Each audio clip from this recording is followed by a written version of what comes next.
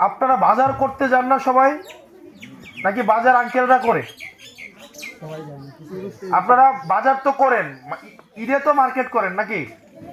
ঈদে মার্কেট করতে যখন যান তখন একটা কাপড় যখন কিনেন তখন একটা কাপড় কি দোকানদার যেটা দেয় এটাই লইয়া বাসায় চলে আসেন, নাকি এটাকে দেখা উল্টাইয়া পাল্টাইয়া একটার জায়গায় 10টা দেখা তারপরে একটা কিনেন?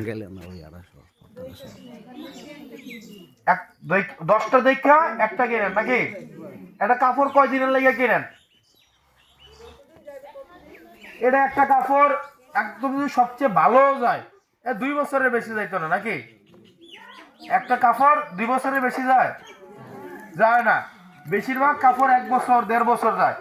একটা 1 বছর যে কাপড়টা আমি পরবো এইটারে আমি 10টা কাপড় দেখতে একটা কাপড় কিনি, তাই না? এবং এই কাপড়টা যদি নষ্ট হয়, কালার যদি ডিসকালারও হয়, এটা যদি ফাইসাও জায়গা, তাইলে আমার লস হবে হয়তো 1000-1200 টাকা, 500 টাকা, 200 টাকা অথবা 1500 টাকা, তাই না? এটা কি এমন কোন লস যে লস আর পোষণ যাইতো না? এটা হয়তো সাময়িকভাবে খারাপ লাগবে, কিন্তু আমরা একটা কাপড় কেনার সময় 10টা কাপড় দেখে একটা কাপড় কিনে, তাইলে আমরা যেই লোকটা 5 বছর আমাদের এলাকার দায়িত্বে থাকবে, আমাদের এলাকার স্বাস্থ্য